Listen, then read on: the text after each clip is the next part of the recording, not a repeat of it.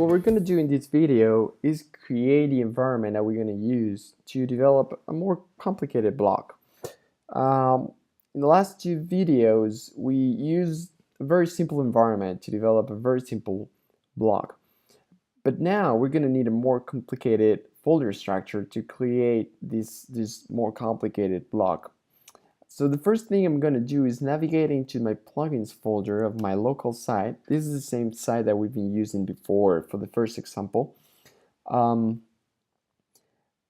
I'm standing here, and what I'm going to do is use this utility called Create Gutenberg Block. So shout out to Ahmed that created this utility.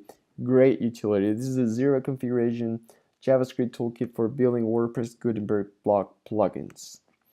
So what I'm going to do is install this. Now to do that, I need Nodejs installed on my machine. So you can check if you have Nodejs installed on your machine, but running node -v. If you get an output, then you're all set. If you get an error, then you probably need to install Node first. It might not be on your path, but I'll just go ahead and try to install it, because that's more likely that you don't have Node installed on your machine.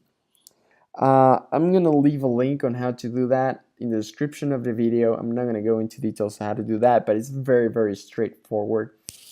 So now that I made sure that I have Node on my machine, I'm gonna go ahead and use the npm, the package manager, to install globally create Gutenberg Block.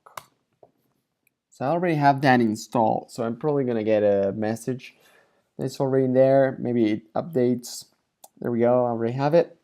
What I'm gonna do now is create a block. So remember, I'm standing on the plugins folder of my local installation.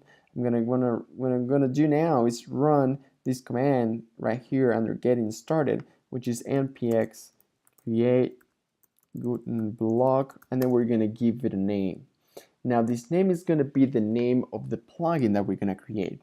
Now we could be creating more than one block per plugin, of course, or per theme, but this setup is going to be very different from the setup that we used for the first example. So I'm going to create a different plugin. This is not efficient, but I'm going to do it anyway for the sake of the example, just because, again, the setup is going to be very different. So I'm going to give it a name. Let's say complicated block. It's not going to be that complicated, so don't get scared about that. Hit enter. Okay, oh, it should be npx create Gutenberg Block. Okay, there we go. So the utility is creating a plugin called complicated block. That's going to be a new directory inside my plugins folder, and now it's installing the packages. Now, to develop this more complicated block, we're gonna be using a bunch of utilities, one of them being Webpack. Now, Webpack, basically what it's gonna do is take a bunch of files, run them through some functions, and then spit the output out into new files. Now, what would we want to do that?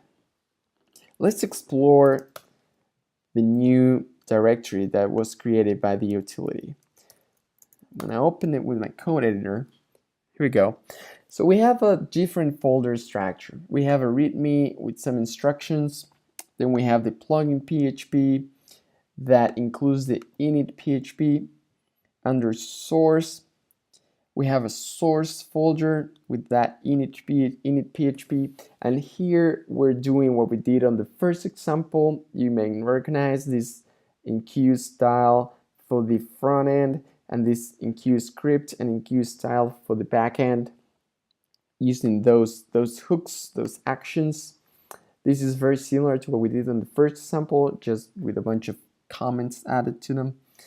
And then we have this SCSS file, which is a SAS file to write our stats in.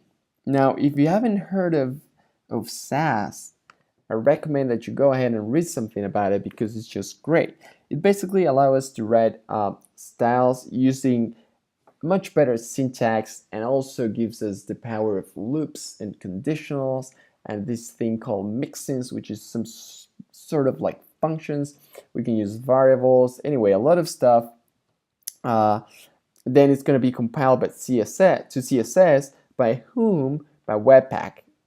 He's gonna grab these SAS files, SCSS files, and compile them into CSS, to normal CSS. Then we have this block.js, and basically it's just importing block-block.js, sorry, /block.js, and inside block we have another block.js. This folder represents one block. If we were to create more blocks inside this plugin, we would basically create more folders inside source with other names instead of block, and then just import them here. So we could be importing 5 different blocks which exist in 5 different folders, just like this one. For now, we're going to have only one block, which is going to be this one created by the utility. And the block.js file may have some code that you might recognize. For example, here we're registering the block into Gutenberg. So we already did this on the first example. Remember, we give it a title, we give it a category of common, and then we have the edit and save function. Now here, if you pay close attention, you may see that we're writing some sort of HTML in a JS file. This is called JSX, like this. And that basically allows us to do this, to write some kind of HTML code into a JavaScript file. This of course doesn't run. If you try to run this JS file, you're gonna get an error. You're gonna get a lot of errors. Webpack, it's gonna grab these JS files too and convert them into normal, let's say normal JS files, into plain old JS code that can run in a browser. So that's why we have that Webpack guy that we're gonna have to keep running on the background while we develop, and it's gonna be compiling that JS code and that SAS style sheets into normal CSS and normal JavaScript. And then we have the dist folder, the distribution folder. This is the output folder for Webpack.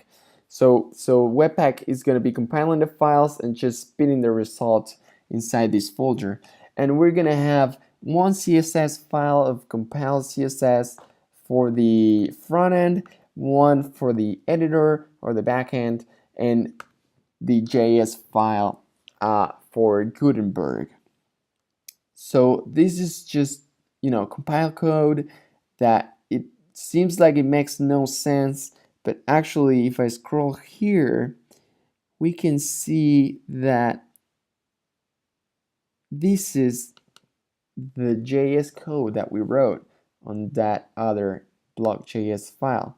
So this line right here is this part right here. Oh, there we go. This part right here. And then if I keep scrolling, I might find the edit and the save function. Look, here is the edit function. So this is our code that is being compiled by Webpack and just written on this file automatically. That allows us to use JSX and the best of the latest JavaScript syntax. That's all for this video, and on the next video we're gonna dig deep into this file and write some code to create a real, more complicated block example.